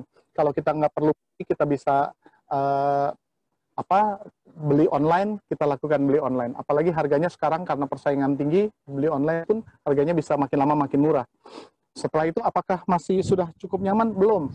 Saya maunya lebih nyaman lagi, bahwa saya pesan hari ini nyampe hari ini. Jadi mereka lakukan same day delivery. Istilahnya artinya adalah orang mencari kenyamanan. Itu aja yang terjadi. Nah, jadi pasar-pasar tradisional ini, kalau untuk teman-teman atau orang-orang di perkotaan yang masih price concern atau concern kepada pedagang kecil, itu mereka tetap belanja kok ke sana gitu ya, tetapi bukan mereka yang pergi, biasanya mereka mengirim pembantunya yang pergi ke sana. Nah, tapi kesetimbangan itu terjadilah. Kalau mereka belanja sendiri, mereka ke supermarket, ke mall. Kalau mereka price concern, price sensitive, mereka akan menyuruh pembantunya untuk belanja. Mungkin seperti itu. Ya, baik, terima kasih. Mungkin dapat diambil kesimpulan tuh dari berbagai banyak faktor ya Pak yang mempengaruhinya. Nah, lanjut lagi Pak, untuk pertanyaan yang nomor 5. Dari Satunggal Sekar Pipit Larasati SMN 1 Bawen, izin bertanya Pak, untuk pemula lebih baik yang mana Pak? Untuk pemasarannya yaitu jus sayur, mikrogreen, agrowisata, untuk strategi pemasarannya gitu. Bagi pemula. Ya. Ya, untuk pemula paling awal, paling basic adalah kita bercocok tanam seperti biasa di tanah. Kalau tidak, kita harus akali dengan pemanfaatan barang bekas, ya, botol bekas atau polybag ya, polybag murah, atau menggunakan screen wall. Tapi menurut saya adalah lakukan dulu pola pertanian seperti ini. Kemudian kalau kita sudah mendapatkan hasil yang bagus, kita bisa, dan hasilnya itu kita bisa pasarkan, silakan saja. Langkah pertama untuk pemasaran adalah, dari pengalaman saya adalah ngebagiin dulu. Kalau saya ya, hasil panen bagiin ke tetangga gitu ya. Lumayan banyak, soalnya saya nggak akan makan sendiri itu ya. Di kebun saya, di pekarangan saya, bagi-bagiin. Habis itu mereka mau beli, tapi tetap saya nggak jual. Karena saya nggak berorientasi ke ekonomi nih, menanam nih, hobi aja. Jadi tiap kali panen saya bagiin aja. Nah, tetapi langkah awalnya seperti itu. Waktu kita melakukan itu, pasti pasar dengan sendirinya datang mendekat. Nah, kalau kita punya expertise lebih, kemudian atau dana lebih, boleh kita melakukan praktek bercocok tanam yang lain, seperti dengan mengusahakan hidroponik, ya, atau aquaponik ya, sekarang lagi rame juga ya, budik damber ya. Boleh saja gitu ya, kalau kita punya modal lebih, kita lakukan ini. Karena hidroponik juga cukup tinggi biayanya. Nah, agrowisata menurut saya ini perlu dipikirkan, karena memang ini lebih ke skala bisnis ya. Memang kalau memangnya berniat untuk bisnis secara serius, ayo lakukan boleh. Tetapi itu nanti perizinannya segala macamnya juga agak repot ya, di samping permodalannya juga yang cukup tinggi. Nah, jadi kalau saya mulai dari yang paling basic.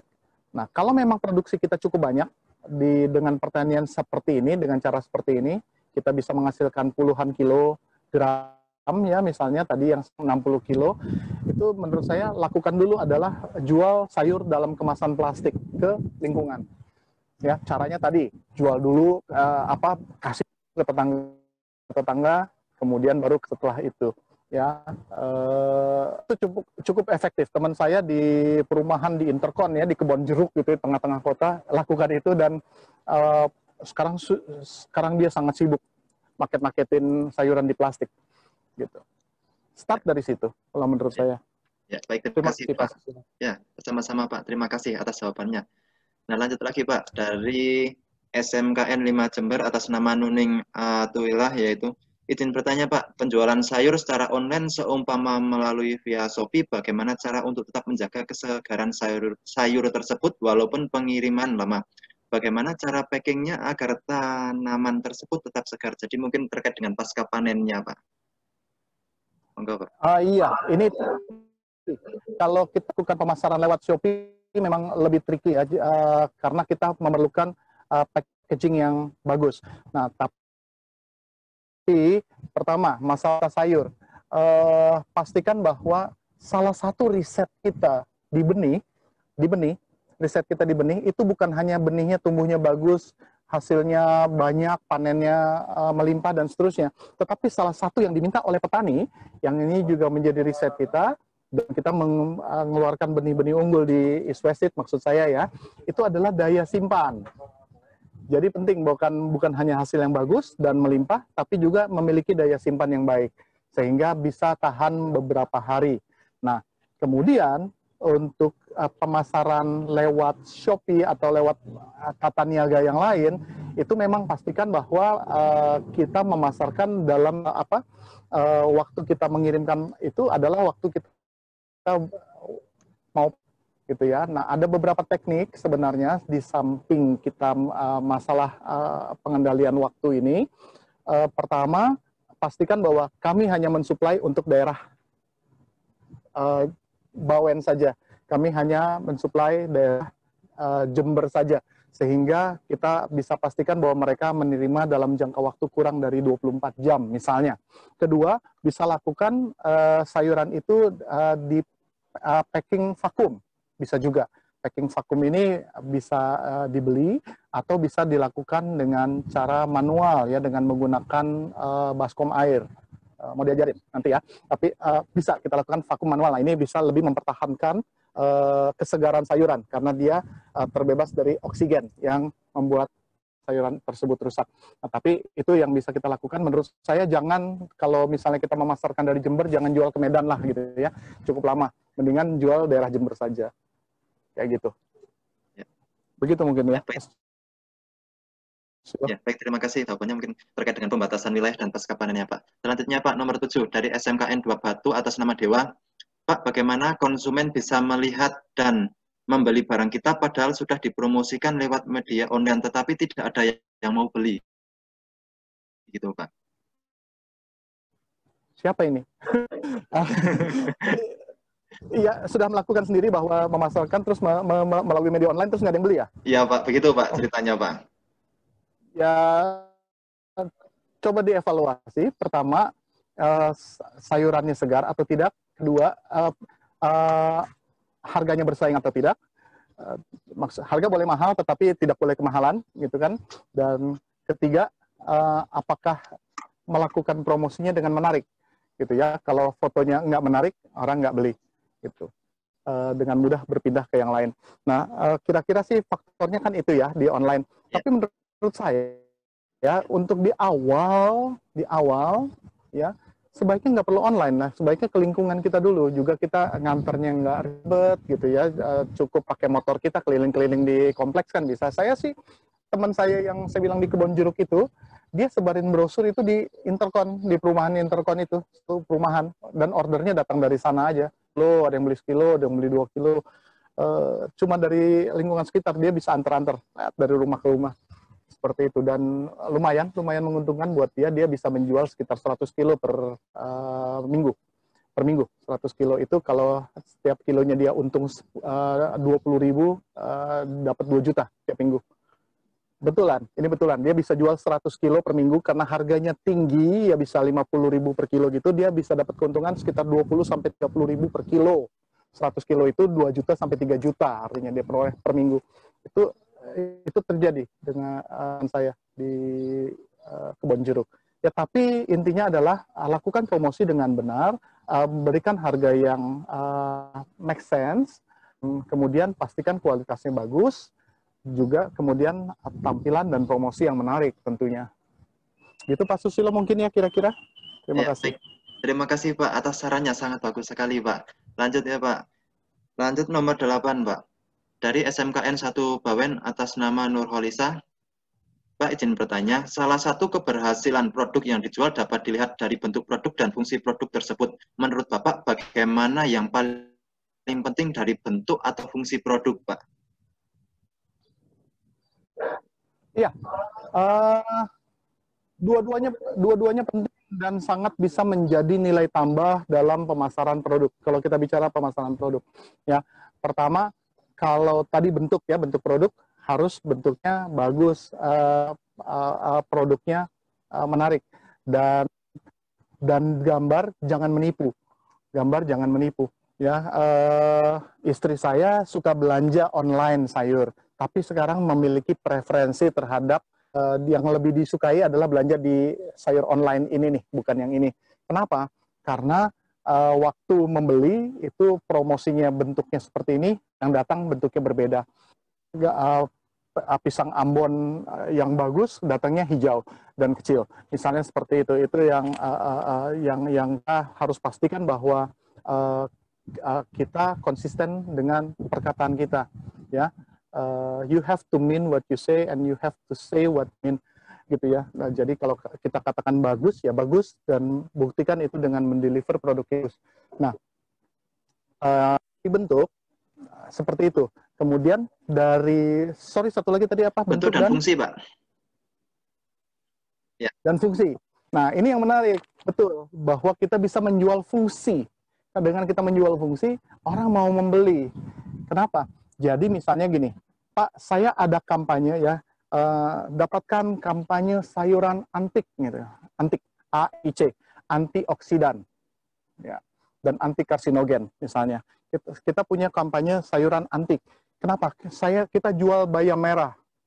Tuliskan fact-nya bahwa bayam merah memiliki fungsi mengandung zat antioksidan tinggi, 5 kali lebih tinggi daripada bayam hijau. Misalnya seperti itu. Kita cari fun fact-nya dan kita jual fungsi itu, bahwa ini akan membantu dalam kanker dan terapi kanker. Mau gitu ya. Beet, sayur-sayuran yang berwarna ungu ya, bayam merah kemudian beet, terong, itu kita bisa menjual, bukan hanya dijual terong, renyah kalau digoreng enak, cukup sampai itu bisa kita katakan jual terong ungu berkhasiat mencegah kanker karena mengandung zat ini yang berfungsi sebagai anti karsinogen terhadap tubuh. Itu ya, itu sayuran ungu misalnya, jual jagung ungu, nah, seperti itu. Jual seledri yang berfungsi untuk pengendali tekanan darah, gitu ya, melancarkan sirkulasi darah di dalam pembuluh darah. Nah, kayak gitu, itu hal-hal yang kita bisa menjual dengan fungsi, dengan menekankan kepada fungsi. Ya, jadi terong bukan hanya enak di balado dan digoreng, tapi terong itu berfungsi untuk mencegah kanker. Itu orang pasti beli. Gitu. Seperti itu. Beet, apalagi ya, bayam, selada merah, dan seterusnya. Ya, kira-kira seperti itu, Pak Susilo. Ya, baik, terima kasih, Pak. Berarti dua-duanya sama penting ya, Pak. Nah, selanjutnya pertanyaan nomor 10, Pak, dari SMKN 5 Jember atas nama Elok F. Bagi seorang pemula dalam melakukan usaha dengan teknik urban farming, lebih baik melakukan secara individual atau bekerja sama dengan orang lain, Pak? Nah, ini nasihatnya mau apa nih? Masalah kerjasama dan urban farming ini ada dua hal yang berbeda. Pertama, kalau memang kita bisa punya modal sendiri dari sisi psikologi dan dari hitung-hitungan bisnis dan keribetannya, lebih baik sendiri, gitu ya. Tapi kalau kita berbicara bahwa kita butuhkan kolaborasi untuk menurunkan tingkat risiko, itu sebagai kolaborasi. Begini, adik saya saat ini sedang memulai bisnis urban farming.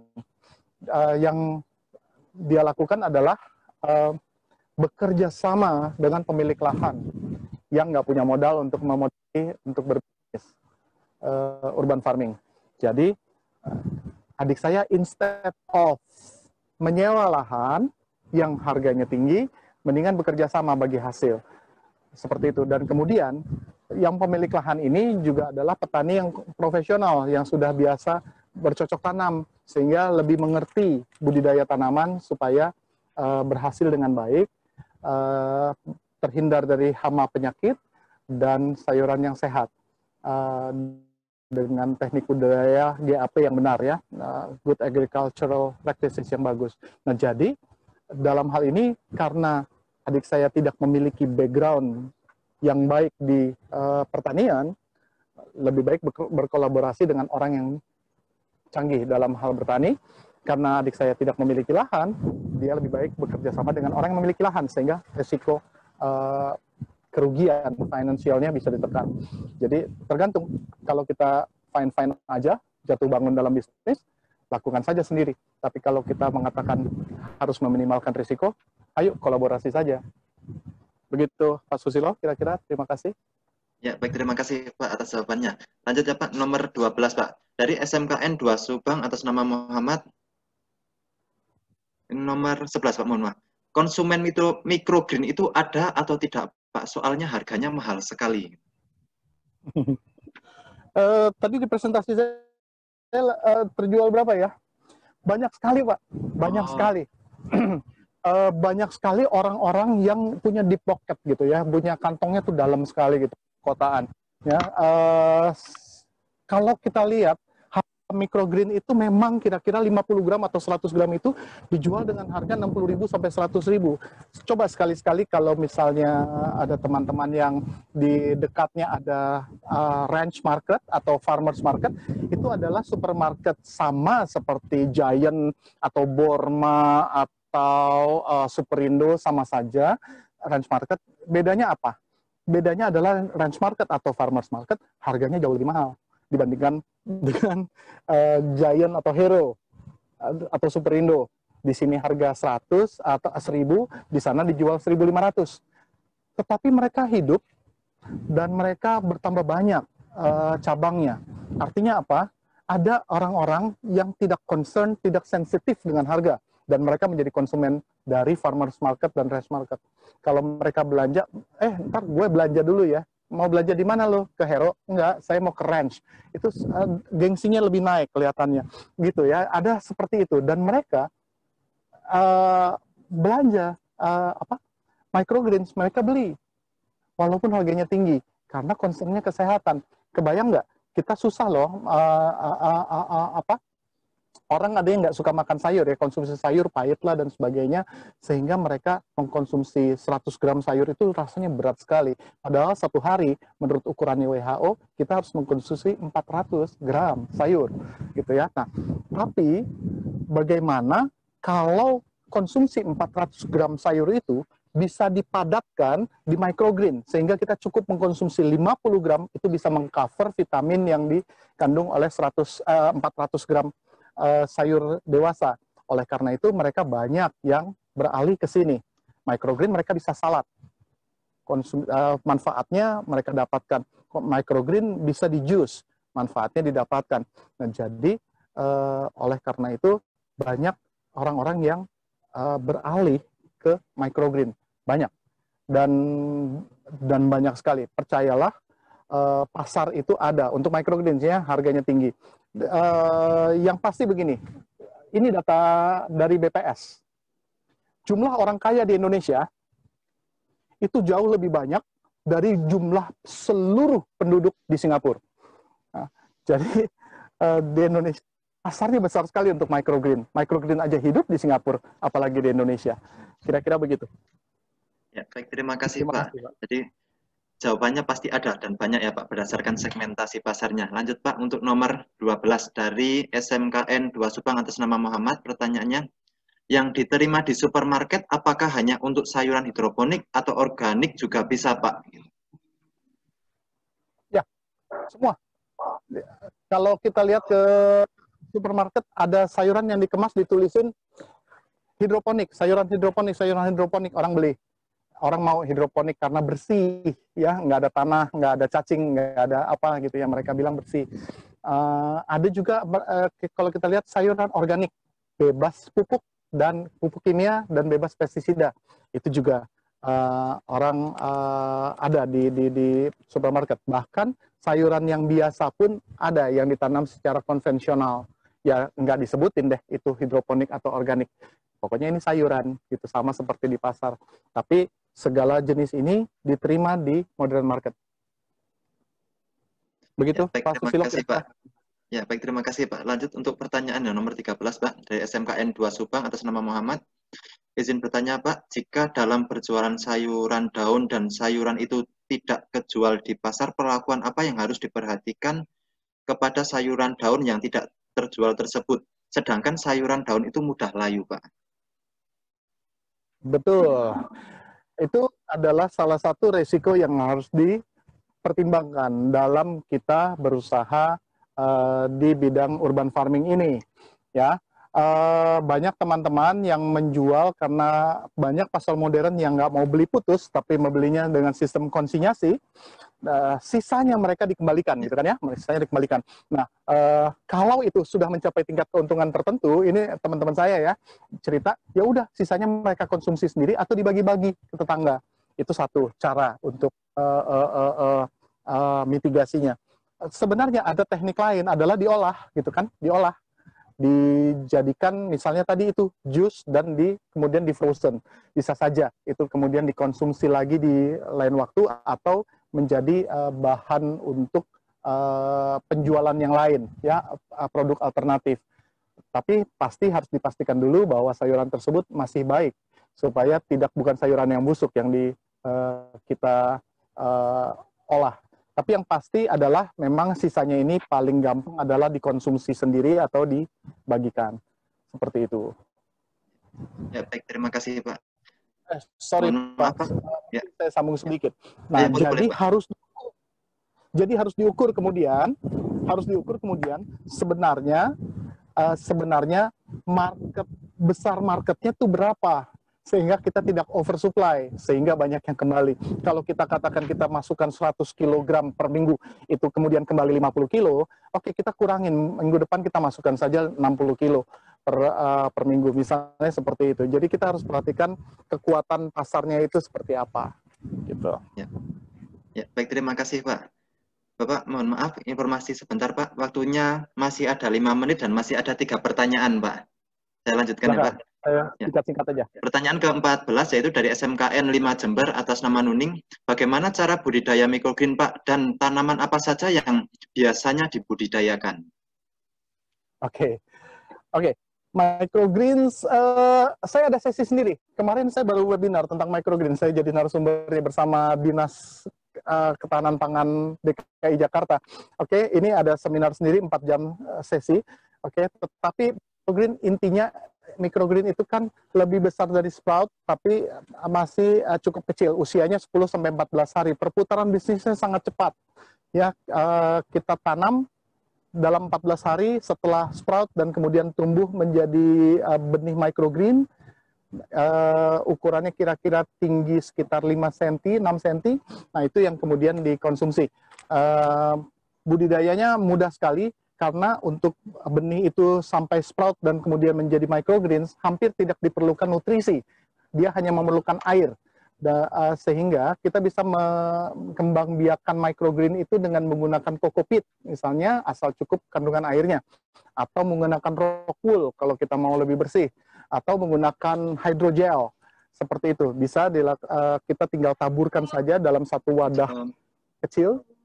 Nah, kemudian tunggu 10-14 hari bisa dipanen. Harga tadi ya, harga tinggi. Nah, tetapi untuk lebih jelasnya nanti kita bisa sesi atau nanti kalau mau saya bisa kirimkan juga presentasi saya tentang microgreen. Baik. Begitu mungkin Pak Susilo. Baik, boleh Pak, itu materinya sangat bagus sekali Pak. Lanjutnya Pak, nomor 15 yaitu pertanyaan dari SMKN 1 Bawen atas nama Yunika. Izin bertanya Pak, bagaimana tips agar promosi kita itu bisa menarik dari segi kalimat ataupun cara promosinya Pak? Yang pasti promosi tadi banyak lah ya, sudah penjelasannya yang saya sampaikan. Masalah kita menekankan kepada fungsi, bagaimana kita memberikan gambar-gambar tetapi tidak menipu, dan kemudian tampilan produk dan dekorasi yang baik dalam membuat pemberitahuan. Tetapi itu juga nggak terlalu masalah. Sebenarnya memang yang penting mereka tahu akan fungsinya. Bahkan kalau kita tahu juga yang hanya menawarkan produk itu dengan selembar putih, cuma dituliskan aja apa yang dia pasarkan, gitu. Karena pasar sayuran ini nggak terlalu ribet. Kita hanya perlu memberikan kualitas yang baik pada saat kita deliver ke customer. Kalau kita bicara adalah mereka membeli sayur segar dari kita. Ya.